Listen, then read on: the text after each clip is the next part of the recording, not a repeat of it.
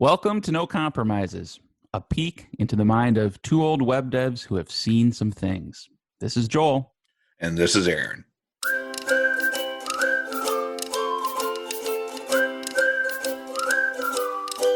One of the important things to do as a programmer is to constantly keep learning. And we've talked about that a lot. Sure. And so you learn new things and your mind expands and you learn new techniques and everything. But I think it's important to understand that that doesn't mean that all the stuff you've learned so far is always going to be, quote, right, or what you still believe or like is best practice and all that kind of stuff. And so I'll give an example, right? So I learned about using Docker for deploying and developing apps from a gentleman who worked in a Fortune 500 company.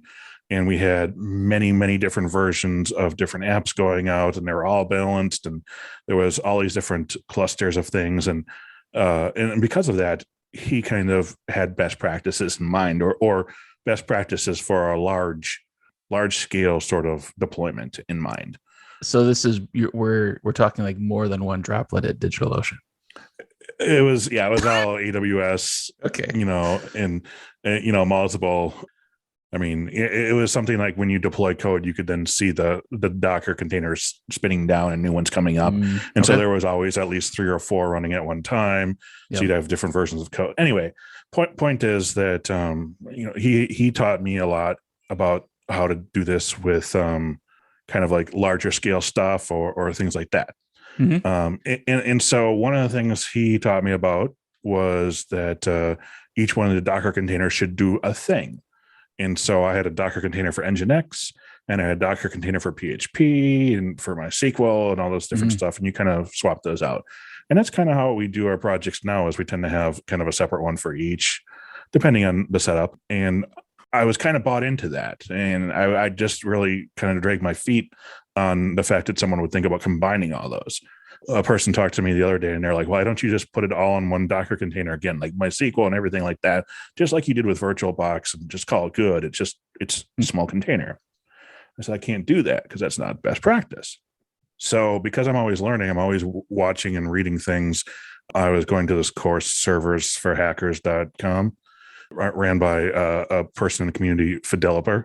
And he was talking about his sort of way that he'll combine certain things on a Docker container, but not others. So he might have a separate one for MySQL, which makes sense to me, but he'll always combine Nginx and PHP.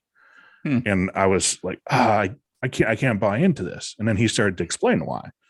His reasons were for Nginx to properly serve PHP files, it has to see the PHP file and know it's a PHP file to say, and then PHP needs access to it. So technically, those two things actually need to be able to see the files. So if you keep them separately, you have to mount the code on both of them versus if you combine them. And he goes, and an Nginx is made to not be that resource intensive. So it's really not a big deal to have an Nginx instance just not doing anything on maybe queue workers. It's barely anything, and it saves you tons of time in management.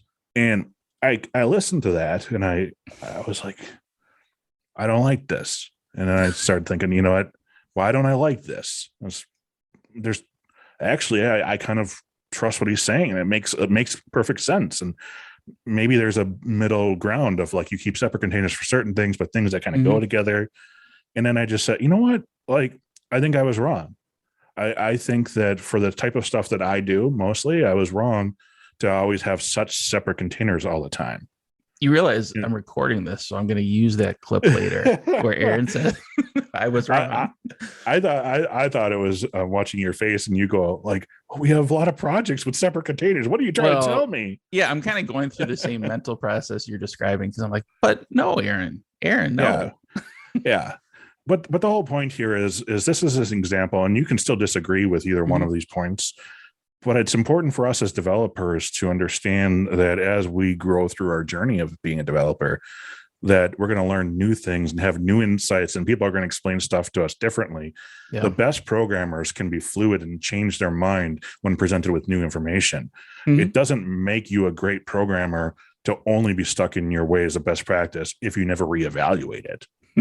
Yeah, I think that's fair. But it's also a good point to make, because sometimes we put these best practices up on this pedestal where they're just not to be challenged, because either we heard it from a reputable source, or maybe through personal experience, we even found it to be a best practice. But like you said, things change. Right. I think we've talked in other episodes too, that there are reasons for things. Mm-hmm. So if you have a reason for a best practice, then you're challenging the reason. You're not necessarily challenging the practice. Sure. Yeah. And so you're saying, like, does this reason still make sense and whatnot? If you're adhering to best practices, I mean, that's great when you first start out, if you don't understand why, but your job then is to immediately start down the path of understanding why this best practice is the thing that you're implementing, so that you can buy into it wholly. Well, and like the context you started setting this up with, a best practice in a Fortune 500 company with, dozens or hundreds or thousands of containers might be different than, me and you shipping an app for a much smaller company with using far fewer resources. So best practices should, I think, be context sensitive too. So that's an important thing that you mentioned at the beginning there. Another example I can use is that I'm a huge fan of contracts, interfaces, implementing different things. Laravel makes use of that too as well. You can implement should queue, and then the thing will queue and stuff like that. So there's a lot of use for that. However, it's one of those things, like if you have a hammer, everything looks like a nail. I've built projects before where I made it basically an interface for every single thing that was ever injected. Yeah. And my mindset, I build these injections based off the contract, and then the actual concrete implementation is what's bound, and et cetera. And there's a lot of good things in that way of doing stuff, but it just got more complex. I had to make another file for every single thing. And then I was reading again, and I just came across stuff that I've read a million times before, and it just kind of clicked differently. And I had to change my mindset, which was, interfaces are great, but you want to use it for notifying specific or kind of mentioning specific functionality, like Laravel does, like should queue, things like that. So identifying something of a class, or if you're reasonably certain you're going to swap that out at some point. Yeah. So if you built something, let's just say like a Twilio service, right?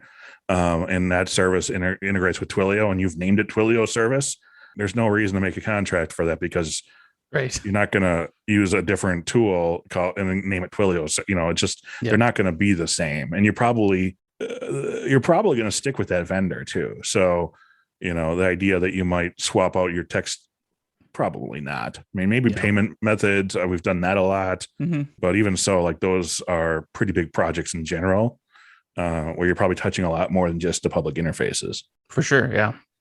You mentioned, Laravel does this too. And so it just gave me a thought, like kind of back to that idea of having a reason. Sometimes the reason we do something is because we see other people doing it. But I was just like, as you were kind of talking through the evolution of how you viewed these contracts / interfaces, it's changed. And I looking at Laravel, not everything there has a contract. Some things are concrete, right? And so I just calling that out, because I know as programmers, maybe this is just me, but like there's this tendency to kind of copy what other people are doing or what you see done elsewhere in a code base, even if it's the framework you're building on top of. And so I just like that idea, coming back to having your reason, understanding like when does this provide a benefit and when is it like just unnecessary ceremony that's not really adding any benefit to the code. I think the last thing I wanted to kind of wrap this all up with is more about working with your fellow teammates or the community and stuff too, in regard to this. Is I'm not trying to be, the attitude police, but but part of maturing as a programmer too is understanding that you're going to experience these things, and other people are going to experience those same things too. So if someone changes the way they do something, and maybe they have a reason, try to take a little time to understand why they changed something, not be like, that's dumb, or oh, you didn't know that already, or whatever. Because you're going to experience the same sort of things too. And so it's incredibly difficult in my experience, and incredibly humbling to be known for a specific set of best practices in a way, and then change that. And so it's already stressful, kind of be like, well, everyone knows I am the guy who writes contracts. And then all of a sudden you're like, well, I've been way hammering everything that wasn't a nail, haven't I? Yeah. And so that's, if you care about your craft, it's already probably personal that you maybe felt you were wrong now. And there's some humility and there's some little heartache with that, I guess, at least for me. And so you don't need to pile on that as other people. Just be happy that the person you're working with is kind of learning and growing. Yeah, I find social media is very reasonable in that regard.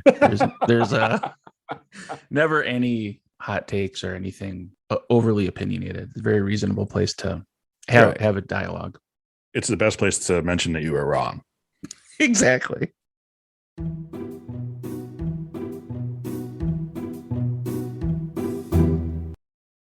So I've done this before, and I'm sure you have.